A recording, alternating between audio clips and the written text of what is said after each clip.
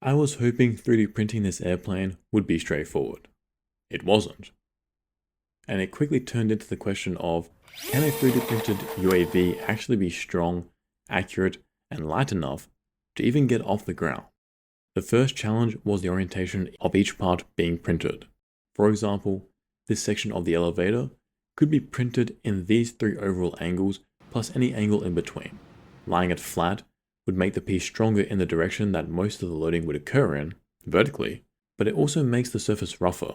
For something like a wing, surface roughness is a big deal. Having this step pattern on its surface makes it far less aerodynamic, so drag would increase. Alternatively, it could be printed so the leading edge was at the bottom. That makes the leading edge rougher though, and overall less aerodynamic. The third direction resulted in the piece being surprisingly smooth, but because the layers are not perpendicular to the main loading direction, the piece becomes weaker. I really didn't have a choice though. Smoothness isn't really negotiable here, whereas strength could be improved in other ways. So I had to print in this direction. On our Discord server, I frequently post updates about this and our other projects. Now another factor I had to consider was how large I could print. The UAV's wingspan is over 1.3 meters, far too big to print in one go. So I had to break the plane into sections to print individually. From there, I would then connect them into one large UAV. I wanted to make sure that anyone could download these open source designs and print them for themselves. So I settled on a maximum print volume of 220 by 220 by 250 millimeters. Most printers can print that. But using a print volume that small meant that there were a lot of pieces. For example, the main wing had to be broken up into 14 pieces alone. These 14 pieces, plus the other pieces of the tail and the fuselage, had to be put together. That now meant dozens of weak points that could lead to premature failure. So, how to join them? I didn't want to use glues because that makes it harder to repair sections. Instead, I decided to use screws. The next problem was then how to connect the pieces with screws. Initially, I designed pieces that had male connectors that slotted into female sections on each piece. The fatal flaw was that the male connectors were printed onto the pieces like this. That wasn't a problem for smaller pieces like ailerons and elevators where the forces were small, but for larger pieces like the main wing ones, this approach proved far too weak. I decided to keep the current male connector idea just for the small pieces, but for the larger pieces I decided to make connectors that slotted into a female slot on one piece and then into a female slot on the neighboring piece too. This design was accidentally genius. While I made this design because if these connectors ever broke, it would be a simple matter of just replacing this small piece, in practice, it greatly boosted the plane's strength. That's because during an impact, there's a little bit of wiggle room in the connector. That movement helps absorb some of the force, which reduces how much force goes right into any one piece. In physics terms, it also reduces the impulse. By distributing the load, minor crashes typically result in no broken parts now. Sweet. That took care of the strength between parts. Now I was left with the strength of each individual part. That is greatly dictated by many factors, with the type of plastic used being one of the most important ones. There are many different types of plastics. One common one is lightweight PLA or aero PLA. This type of PLA to me seems like a scam though.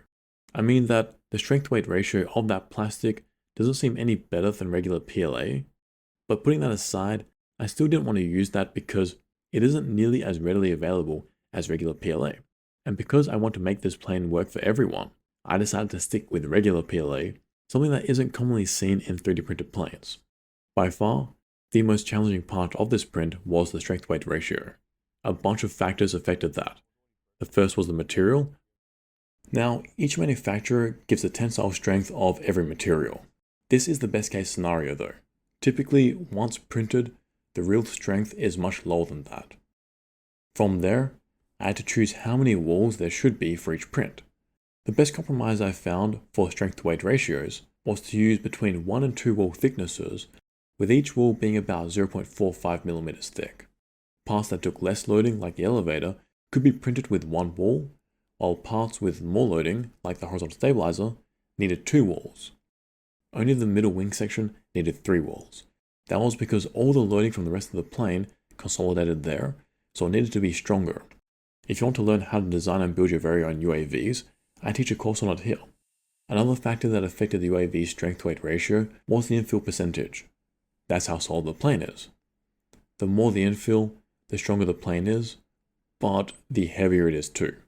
I learned early that even a modest infill of 30% led the plane to being well over 4 kilos, about 3 times heavier than my previous calculations were based on. After much trial and error, I settled for each part being between 0% and 8% infill, but I also introduced another variable, different wall thicknesses and infills depending on where in the print we are. For regions like a regular wing surface, we could go light, but for regions like flanges, we needed more strength, so I printed them with more walls. That increased the strength locally with minimal weight penalty. The next variable that affected the strength was the layer height. The general consensus is that a layer height of about 0.2 to 0.3 millimeters is strongest, so I stuck to that. Even after all this optimization, the plane wasn't strong enough still, so I was forced to use carbon fiber rods as the main load-bearing members.